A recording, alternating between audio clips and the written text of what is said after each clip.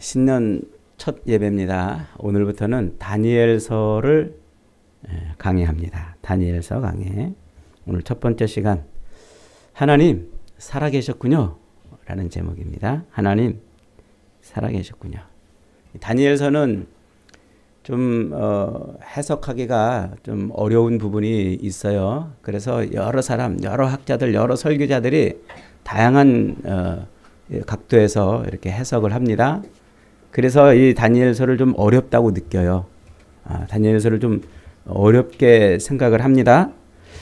그런데 다니엘서는 사실 어려운 책이 아니에요. 굉장히 아주 쉬운 책인데도 불구하고 이 표현이 굉장히 은유적으로 비유와 은유와 상징으로 이렇게 표현되어 있기 때문에 이걸 어렵게 우리가 느끼는 거예요. 그리고 또 그 비유와 은유와 상징을 잘 이해를 못하기 때문에 막 이상하게 이것을 해석을 하기 때문에 다니엘서를, 한국교회는 이 다니엘서를 좀 어렵게 이해해요. 특별히 요한계시록하고 엮어가지고 이것을 굉장히 말세에 큰 어떤 중요한 계시를 우리에게 주는 것처럼 그렇게 이해하기 때문에 다니엘서를 좀 무서워하고 또 어려워하고 그런 경향이 좀 있어요. 다니엘서는 굉장히 쉬워요. 그래서 제가 설교 제목을 아주 쉬운 제목으로 다 잡으려고 이제 그래요. 오늘 첫 시간, 첫 제목이 뭐예요? 하나님 살아계셨군요. 이 만화 같은 이런 표현으로 제가 설교 제목을 잡아봤습니다. 다니엘서는 이 바벨론의 포로로 잡혀갔던 그 다니엘, 15살쯤 돼가지고 포로로 잡혀가는데 그 다니엘이 그 바벨론에서 포로가 되어서 75년쯤 이렇게 거기서 살아요. 그리고 이제 90살에 죽어요. 90살에. 그러니까 15살쯤에 끌려가서 75년을 거기서 살았으니까 죽을 나이가 한 90살쯤 되는 거예요. 그 90살쯤 되는 그때에 이제 자기의 지나온 모든 삶을 이렇게 돌아보면서 뭔가 굉장히 중요한 걸 깨달았어요. 그 중요한 걸 깨달아서 그 깨달은 것을 가지고서 이제 성경을 기록을 합니다. 그래서 크게 전부 12장까지로 되어 있는데 크게 두 단락으로 이렇게 나눠져요. 1장부터 6장까지는 다니엘이 어릴 때 잡혀와가지고 한 90살이 거의 다 될 쯤까지 살았던 이 믿음의 삶, 경험했던 일종의 신앙 간증 같은 거예요. 신앙 고백 같은 것이고 간증 같은 거. 자기가 체험한 일을 기록해 놓은 거예요. 그리고 7장부터 마지막 12장까지는 그렇게 바벨론의 포로로 잡혀와 가지고 어느 날 다니엘이 이제 한 90살이 거의 다 돼갈 쯤 이렇게 가만히 하나님 앞에 자기 인생을 반추하면서 이렇게 돌아보니까 뭔가 이렇게 생각나는 게 있었어요. 하나님, 옛날에 우리나라, 제가 여기 바벨론 포로로 잡혀오기 전에 예레미야 선지자를 통해서 너희가 이방인에게 포로로 잡혀가지고 바벨론의 포로로 잡혀가지고 70년 만에 다시 우리나라가 예루살렘으로 돌아오게 하신다고 그러지 않았습니까? 그게 번뜩 생각이 난 거예요. 하나님, 우리나라가 바벨론에게 붙잡혀가지고 포로돼서 70년 만에 다시 유다 땅으로 돌아가게 한다고 그러지 않았습니까? 이게 번뜩 생각이 나요. 그래가지고 하나님 앞에 그걸 가지고 기도해요. 하나님, 이제 때가 된 것 같아요. 70년 지금 넘었잖아요. 우리 좀 돌아가게 해주세요 하고 기도를 하는 거예요. 그랬더니 갑자기 하나님이 다니엘에게 은혜를 주세요. 그러더니 야 다니엘아, 네가 그것을 기억하고 있구나. 그러면서 다니엘에게 하나님이 새로운 계시를 줘요. 새로운 꿈과 환상을 통해서 새로운 계시를. 그래서 이스라엘의 이 유다, 하나님의 백성인 그 이스라엘의 끝이 어떻게 될 것을 보여주는 거예요. 그 끝이. 그래서 그 꿈과 환상을 가지고 말세에 이제 마지막 때에 이스라엘 백성들의 그 모습을 예언해주는 그런 말씀이죠. 그러니까 요 말씀은 오늘 말세를 살아가는 오늘 우리들에게 굉장히 중요한 말씀이에요. 굉장히 중요한 말씀. 어떻게 우리가 하나님의 백성으로 요 세상이 통치하고 세상 왕이 통치하고 있는 이 땅에서 하나님의 백성으로 우리가 어떻게 살아가야 될지를 보여주는 아주 중요한 말씀입니다.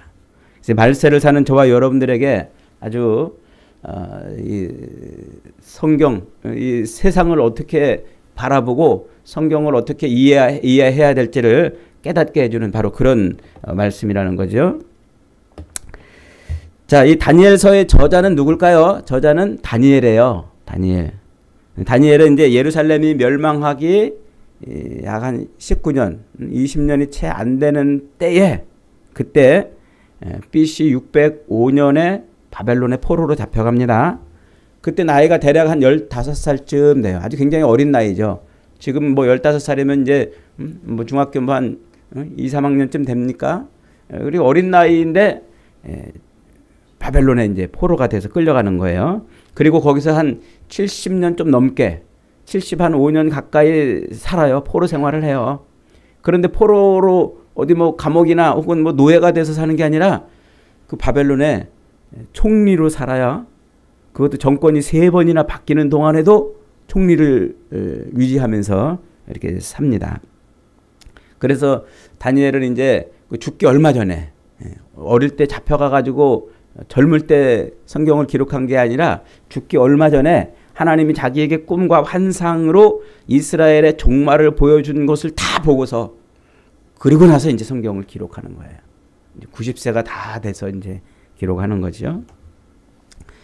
고대 바벨론, 고대 바벨론이 있던 지역이 지금의 이라크 지역입니다. 옛날에 그 바벨로니아 함무라비 법전이 만들어지고 있던 그 바벨론을 고대 바벨론이라고 그래요. 그런데 시간이 그 한참 흘러서 그 고대 바벨론은 이제 사라지고 신바벨론이 그 지역에서 새로 생겼어요. 신바벨론. 그래서 이 신바벨론이 이라크 지역에 새롭게 이제 나라가 세워졌는데 그때 나라를 전 세계를 지배하고 있던 나라가 어디냐면은 저 밑으로 아프리카 쪽에서는 이집트가 아주 강성하게 버티고 있었고, 그 다음에 그 이제 이 북부, 이 바벨론이 이제 막 들어서는 그 전 지역을 포함해서 그 지역은 아수르라는 나라가 통치하고 있어요. 아시리아, 우리가 역사에서 아시리아라고 이렇게 이제 배웠죠. 그러다가 BC 한 612년쯤에 요 새로운 바벨론, 신바벨론이 그 아수르 제국을 무너뜨려요. 아수르 제국을 정복을 하고서 그 메소포타미아 지역의 패권을 잡죠. 신바벨론 시대가 이제 열린 거예요. 그러니까 이 아수르가 BC 721년에 북이스라엘을 멸망시키고 그 메소포타미아의 전 지역을 통일해 가지고 패권을 쥐고 있던 그 아수르가 새로운 바벨론에 의해서 이제 망하니까 그 마지막 왕, 아수르의 마지막 왕이 도망을 쳐서 어디로 도망가냐면 저 아브라함이 옛날에 있었던 그 하란 지역으로 이제 도망을 와요. 그 지역이 지금 저 시리아랑 레바논이랑 그 이제 중간 지역인데 그 지역으로 도망을 왔어요. 그리고서는 저 밑에 있는 이집트, 애굽에다가 원병을 청하는 거예요.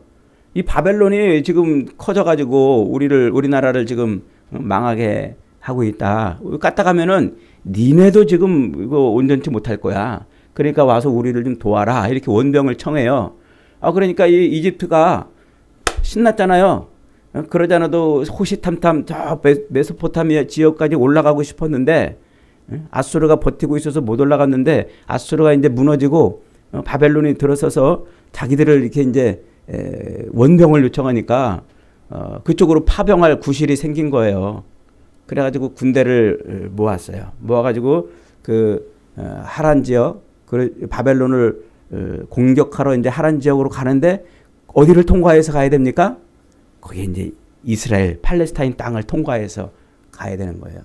그렇게 군대를 모아가지고 출전을 이렇게 하는데 이스라엘 땅을 지나가면서 이스라엘의 그때 유다의 16번째 왕 요아스에게 야, 너희도 우리랑 같이 저 바벨론을 공격하러 가자. 그러면서 이스라엘에 있는 유다 백성들을 막 차출하고 또 거기서 이제 뭐 식량이며 뭐 이런 거 막 이제 걷어가지고 이제 갈그미스라는 지역으로 올라가고 있었어요. 그러니까 이 요시야 왕이 화딱지가 나잖아요. 아니 지네가 가려면 그냥 조용히 가서 싸우고 가든지 왜 우리 백성들을 이렇게 훑어가는 거야? 하면서 그 바로느고 애굽의 이 바로느고를 맞아가지고 무깃도라는 이스라엘 평원에 있는 작은 언덕 무깃도에서 그 바로느고 이집트 왕을 막아섭니다. 근데 안타깝게도 거기서 그냥 죽어버려요. 그 전쟁에서 요시야 왕은 애굽의 그 바로 왕한테 목숨을 잃어버려요. 그게 이제 무깃도 전투라고 그러는데 요게 나중에 저 요한계시록에 가면은 무깃도 전투가 이제 아마겟돈 전쟁이라고 이렇게 이제 예표되는 것으로 등장을 합니다. 어쨌든 이렇게 요시야가 이제 거기서 죽으니까 이 애굽 백성들은 군사를 끌고 유다 백성들을 훑어가지고 더 징집을 해서 또 군량미도 모으고 이래서 저 위에 바벨론을 치러 이제 올라가는 거예요. 올라가는데 자기들의 왕이 갑자기 죽었잖아요. 이 유다 백성들은. 그러니까 그 요시야 왕이 죽으니까 그의 아들 세 번째 아들인 여호아하스를 얼른 왕으로 세워놔요. 왕으로. 그렇게 이제 세워놨는데 그 애굽 군대가 이집트 군대가 저 하란 지역 그 갈그미스 지역까지 올라가서 바벨론하고 한판 전쟁을 했는데 대패를 해버립니다. 바벨론이 이집트를 아주 그냥 폭삭망하게 하죠. 그러니까 이제 전쟁에서 패하고 그 패잔병들을 끌고 이집트의 바로느고 왕이 밑으로 다시 이제 팔레스타인 이스라엘 땅을 거쳐서 다시 애굽으로 돌아가야 될 거 아닙니까? 돌아가다가 이제 분풀이를 하는 거예요. 유다 백성들한테 이제 분풀이를 해요. 그래서 자기가 죽인 그 요시야 왕의 아들, 그 아들이 여호아하스라는 왕이 이제 유다를 통치하고 있는데 그 여호아하스를 포로로 잡아가 버려요. 이집트로, 애굽으로요. 그리고서는 그 여호아하스의 대신해서 여호야김을 유다의 이제 18번째 왕으로 세우는 거예요.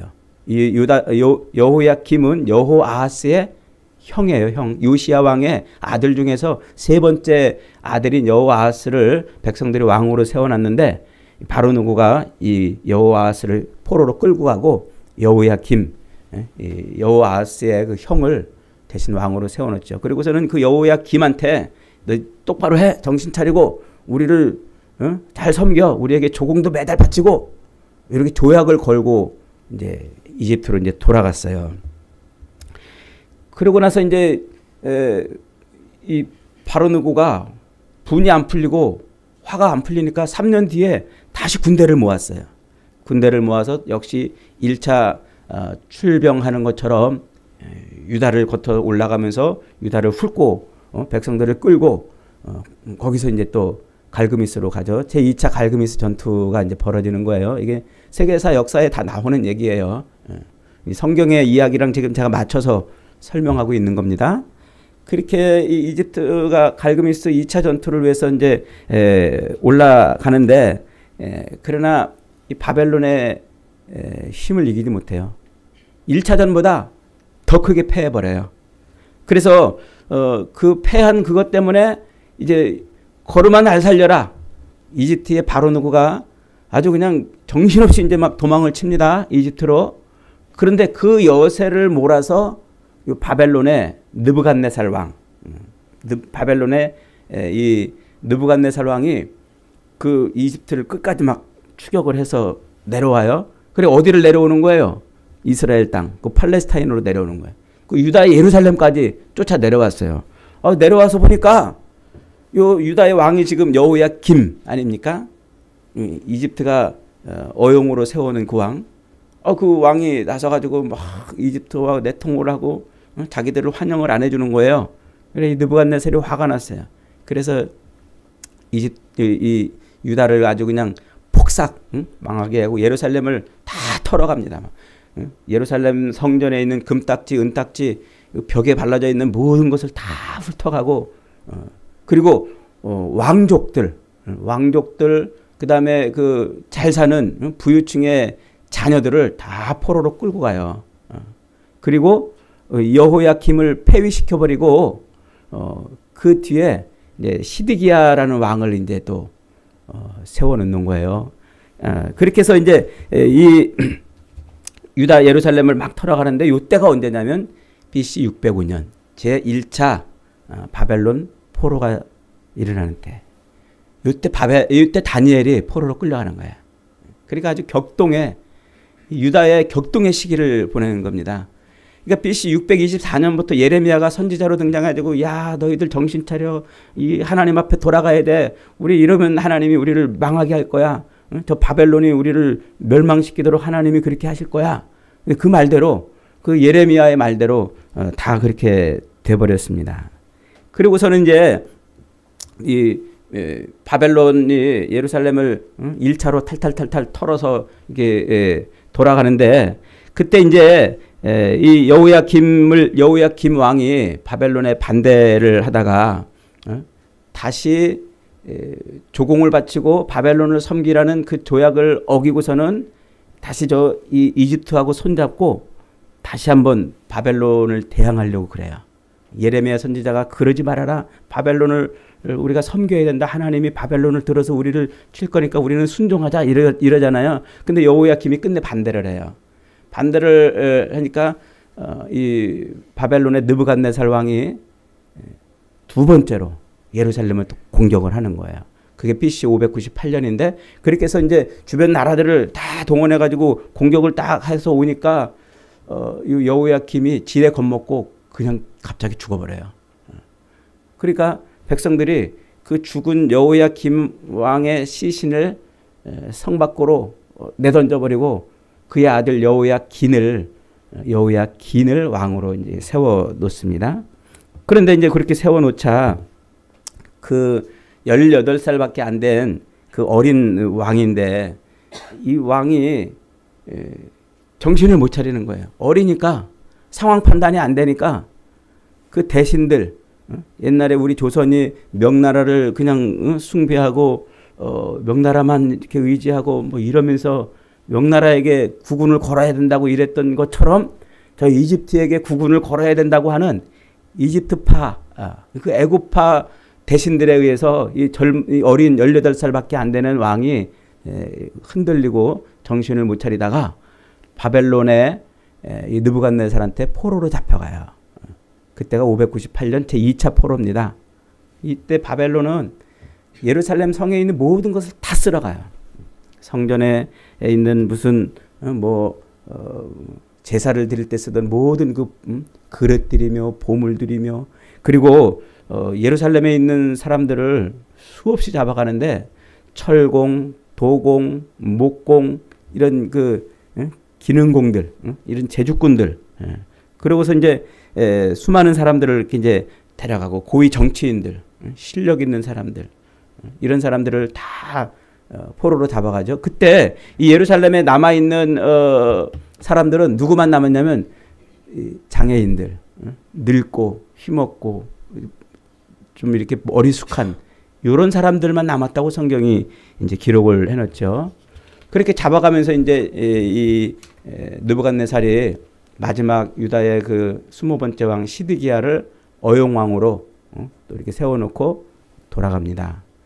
그런데 결국 이 시드기야가 바벨론에게 충성하지 못하고 저 애굽하고 또 손잡고 반바벨론 정책을 피다가 BC 586년에 결국은 3차 바벨론 침입으로 예루살렘 성이 완전히 무너져요. 나라가 완전히 이제 사라져버리는 거예요. 요 격동의 시기에 지금 유다의 그런 많은 백성들이 고통을 당하고 있었고 그리고 다니엘은 그 605년에 1차 침공 때 포로로 잡혀간 거예요. 그러니까 다니엘은 신분이 적어도 굉장히 상류층의 그 자제였던 것으로 이렇게 이제 보여집니다. 그렇게 이제 잡혀가서 오늘 우리가 읽은 이 1장에 그가 이제 느부갓네살 왕의 명령에 따라서 이제 왕궁에서 일할 어떤 그런 사람으로 이렇게 키워지는 이야기가 이렇게 이제 시작이 되는 것이죠. 오늘 본문 이야기는 너무나 유명해요. 하나님이 아닌 우상을 섬기는 그런 이스라엘 유다 백성들의 잘못 때문에 바벨론으로 끌려온 다니엘과 어린 세 친구들이 우상에게 바쳐졌던 왕의 음식을 먹기를 거부하죠. 그러자 하나님께서 그 소년들을 관리하는 책임을 맡은 환관장으로 하여금 소년들에게 은혜와 긍휼을 베풀게 하셔서 왕의 음식을 먹지 않고도 아주 그냥 아름다운 건장한 그런 체력을 유지할 수 있도록 해서 그가 이렇게 느부갓네살 왕에 의해서 아주 재주가 있는 그런 사람으로 훈련되었다. 그 얘기를 하고 있는 거예요. 우리가 이 다니엘서를 읽을 때 흔히 놓치기 쉬운 게 있어요.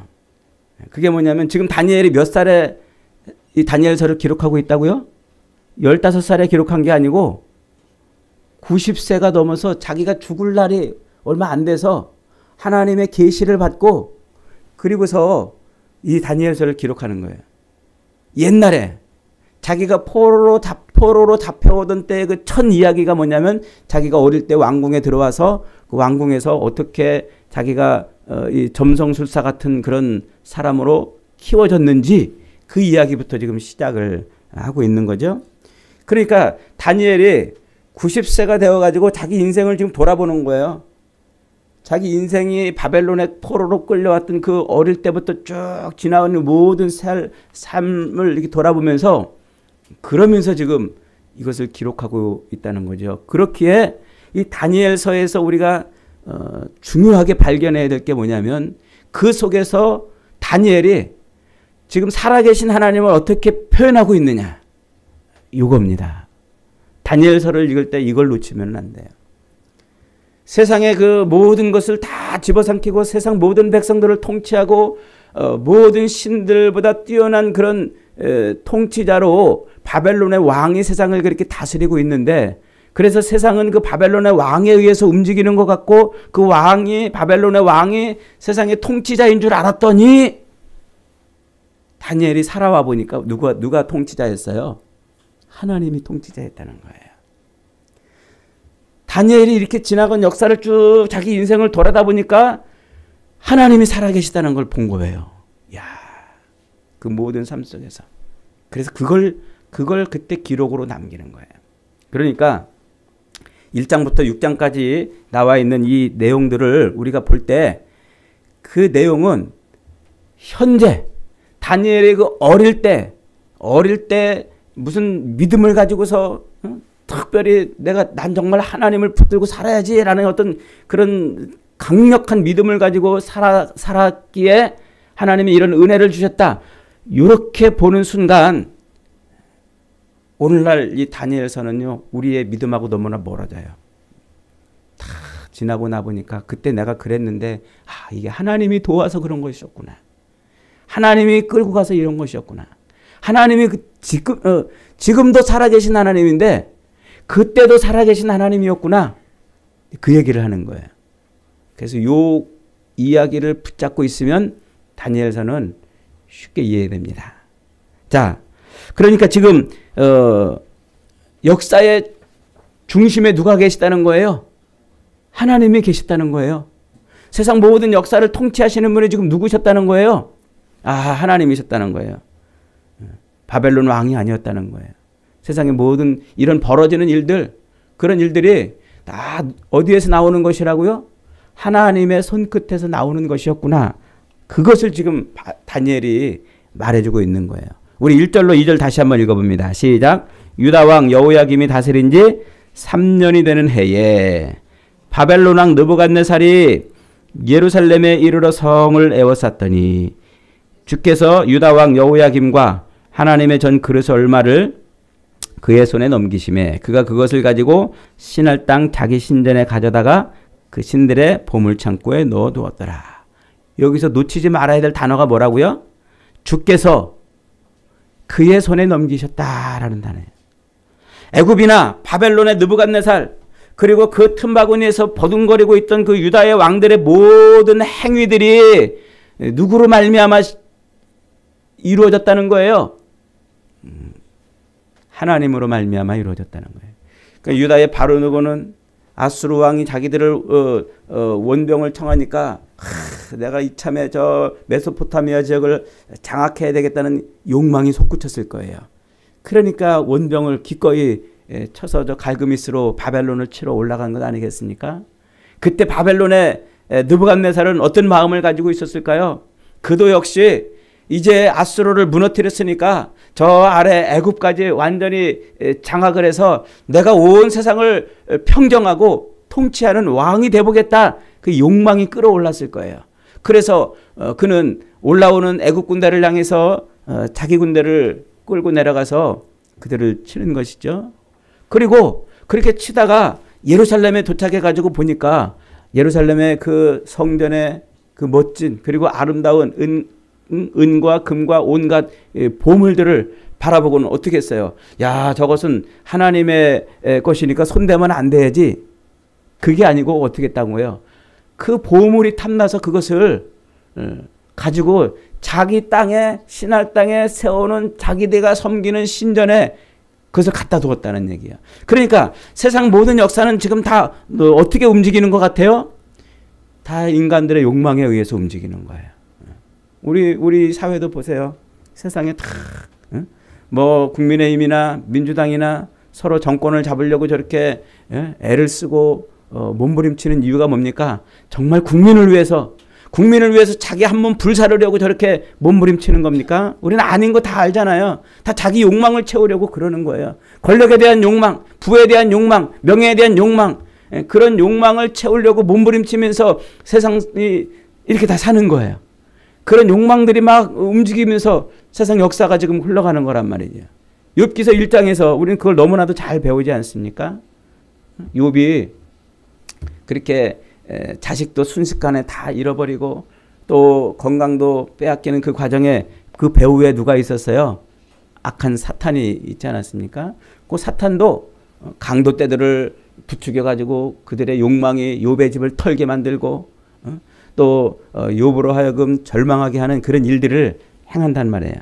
그러니까 지금 다니엘이 자기 지나온 모든 삶의 역사를 쭉 이렇게 들여다보니까 세상에 바벨론 왕이 통치하는 줄 알았더니 세상이 어쩌다 돌아가고 우연히 가는 줄 알았더니 그게 다 지금 어떻다는 거예요? 그게 하나님의 손에서 나왔다는 걸 봤다는 거예요. 하나님의 손에서. 9절 말씀 다시 한번 봅니다. 9절 시작. 하나님이 다니엘로 하여금 환관장에게 은혜와 긍휼을 얻게 하셨다. 자기가 어릴 때 잡혀와가지고 그 왕궁에 들어가서 왕이 제사를 우상에게 제사를 드렸던 그 음식으로 그렇게 먹이려고 했는데 어릴 때 자기 믿음으로 보니까 이거 우상에게 바쳐졌던 제물을 먹으면 안 된다고 배웠는데 이걸 먹어도 되나? 아니야, 이건 안 먹는 게 좋겠어. 그러면서 그것을 거부했다는 말이에요. 여러분, 옛날에 왕의 이 명령을 거부한다는 것은 있을 수가 없는 일 아닙니까? 근데 그렇게 거부했는데 자기가 안 죽었어요. 이런 못된 놈이 있나? 그리고 왕궁에서 내쳐지거나 혹은 죽임을 당한 게 아니라 오히려 안 죽었단 말이에요.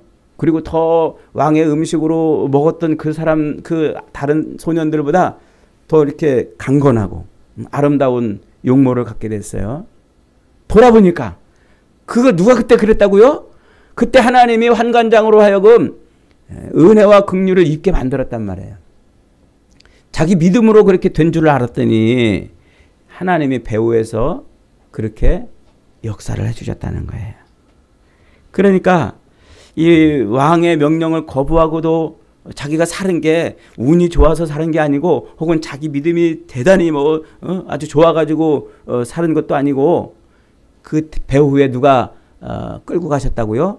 하나님이 끌고 가셨다는 거예요.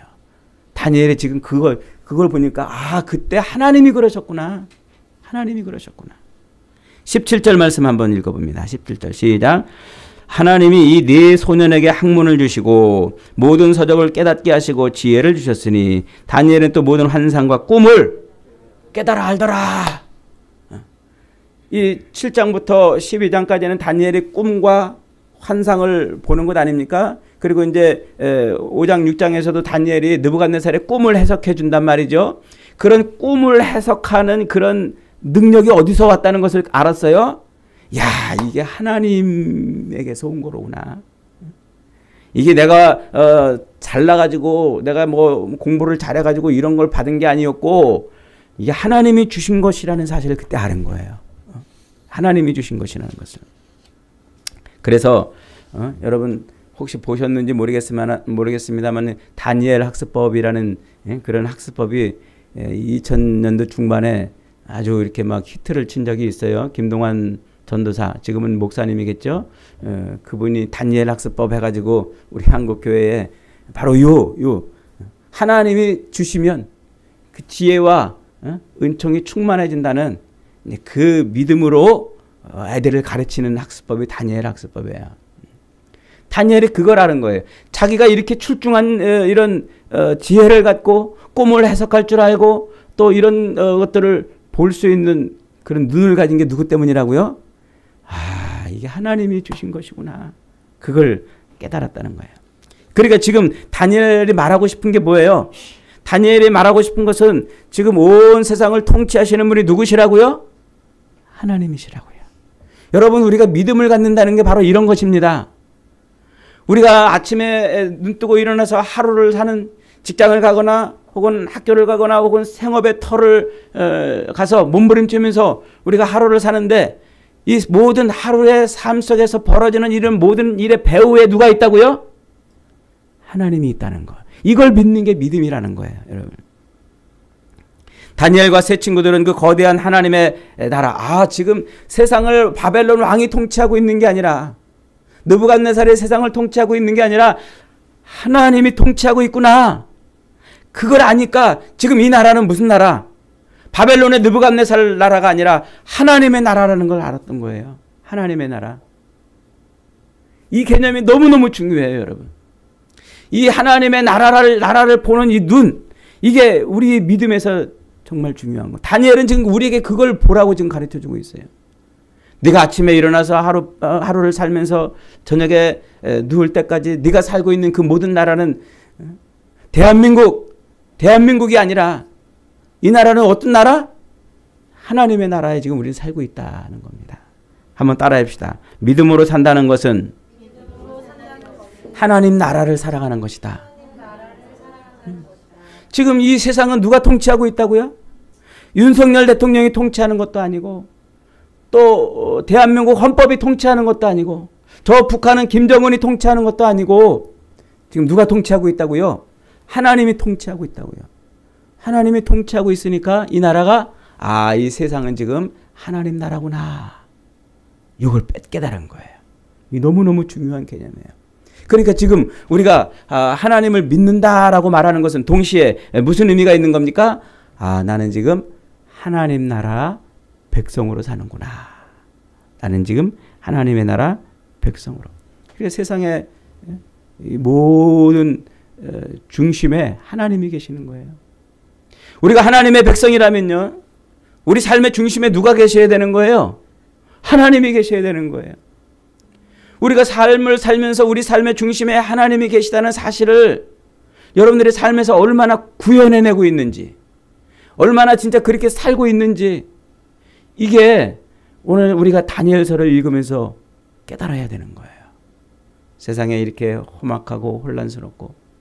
그래서 오늘 이 시대를 살아가는 살아야만 하는 우리 성도들에게 시대 정신이 끌고 가고 시대 정신이 가르쳐주는 삶이 아니라 하나님이 우리에게 가르쳐주는 그 철학과 사상과 그 믿음을 가지고 살아야 된다는 거예요. 오늘 시대 정신은 뭡니까? 돈으로 살아야 되는 거예요. 돈이 없으면 불행하고, 돈이 없으면 가난하고, 돈이 없으면 절망하고, 돈이 없으면 아무것도 이루지 못하는 것처럼 그렇게 오늘 시대는 우리에게 그걸 가르쳐 주잖아요. 그래서 이 시대는요, 저것을 죽여서 내 것을 만들어야 내가 행복해지는 그런 삶을 살도록 우리를 끌고 가는 거예요. 그러니까 오늘 이 시대에 정말 시대 정신이 우리를 통치하고 우리를 끌고 가는 게 아니라 누가? 하나님이 우리를 끌고 가고 통치하도록 그렇게 살아가는 것. 그것이 지금 다니엘서가 우리에게 가르쳐주고 싶은 겁니다. 다니엘은 지나온 모든 세월을 쫙 돌이켜볼 때 그 순간순간마다 하나님이 하셨구나. 여러분 우리가 믿음의 간증, 정말 어떤 사람들 이렇게 믿음의 간증 들어보면은요, 그런 사람들 간증을 듣잖아요. 다 하나님이 하셨습니다. 하나님이 하셨습니다. 그게 뭐예요? 돌아보니까 그때 하나님이 그때 하셨다. 그걸 깨닫고 그걸 체험하는 것이죠. 여러분 이것이 바로 믿음이에요. 그런데 오늘날 우리 믿음은 전부 어떻게 해요? 이 세상의 중심이 하나님이 아니고 전부 내가 중심이 돼 있어요. 내가 중심이. 그래서 신앙생활의 목적도 내가 잘 살아야 되는 것이고 평안해져야 되는 것이고 신앙생활의 목표도 내가 이 땅에서 행복하게 사는 것이에요. 하나님이 이 땅의 통치자고 내 인생의 주인이라는 사실은 안중에도 없어요. 내가 잘 돼야 되는 거예요. 끊임없이 나를 위해서 신앙생활하는 그 모든 것이 다 나를 위해서 하는 것이 되어버렸다는 거예요. 그 삶이 지금 예루살렘을 멸망시키신 하나님이 미워하시는 삶이었다는 거예요, 지금.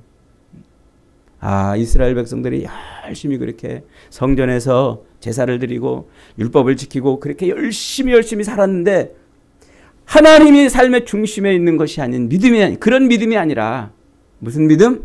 자기가 삶의 중심에 놓여서 자기 삶을 살아가는 거예요. 그걸 위해서 하나님이 자기를 도와야 되는 거예요. 그걸 위해서. 자기가 이 땅에서 평안하고 안락하고 행복한 삶을 살기 위해서 자기 신 앞에 기도했더니 하나님이 자기 신이 그렇게 자기를 도왔다는 그런 믿음, 그 믿음이 예루살렘 성을 멸망시키고 예루살렘 성전을 무너뜨리게 했던 하나님의 진노와 징계가 임했다는 것을 지금 다니엘이 그런 말을 지금 하고 싶은 거예요. 여러분 삶의 중심에는 누가 주인입니까? 하나님이 주인이십니까? 아니면 여러분 인생이 주인입니까? 2024년도에는요, 우리가 정말 우리의 믿음이 바뀌기를 원합니다. 이 땅을 살면서 육신의 한계 때문에, 육신으로 사는 이 삶의 한계 때문에 우리는 간혹 가다가 내가 항상 우선시되고 내가 항상 먼저 돼야 되는 그런 욕망과 열망 때문에 하나님을 뒷전에 둘 수도 있지만 다시 돌아와야 돼요. 하나님을 내 삶의 주인으로 놓는 자리로 돌아와야 돼요. 그게 하나님이 원하시는 거예요. 하나님이 기뻐하시는 거예요. 그렇게 자기 인생의 주인을 하나님으로 모셔놓고 자기 모든 인생이 하나님을 위해서 살아가는 것임을 깨달을 때, 그때 하나님이 그의 인생을 어떻게 쓰신다고요?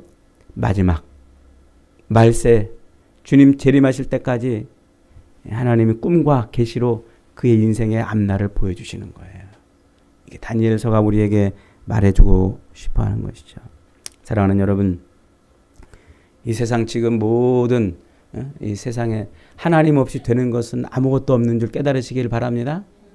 하나님이 때로는 사람들의 욕망을 부추겨서 또 때로는 하나님의 특별한 어떤 일들을 하게 하시려고 이렇게 세상을 움직이시는 거예요. 우리도 어떤 때는 욕망에 붙들려 가지고 막 내가 바라고 원하는 것을 행하려고 몸부림치다가 하나님의 진노 가운데 있게 되고, 또는 하나님이 기뻐하시는 일을 하다가 하나님의 은혜 가운데 있게 되는 것이죠. 이 땅에 이방 땅의 포로로 잡혀왔던 그 다니엘이 그 이방 땅이 통치하고 있는 그 세상 세력에 매몰돼서 살지 않고 그 속에서도 자꾸 하나님을 의지하고 하나님을 찾고 하나님을 붙들었더니 하나님이 그에게 말세 마지막 때에 하나님의 꿈과 계시로 그의 인생을 귀하게 쓴 것을 볼 수가 있습니다. 저와 여러분의 인생이 하나님의 손에 붙들리는 인생이 되기를 원합니다. 그래서 날마다 삶의 중심에 하나님을 주인으로 놓고, 지금도 세상 모든 것이 하나님이 하시는 것이구나, 그렇게 깨달아서 시대가 요구하는 시대 정신에 끌려가는 인생이 아니라 하나님의 말씀에 끌려가는 저와 여러분의 인생이 다 되시기를 주님의 이름으로 축복합니다.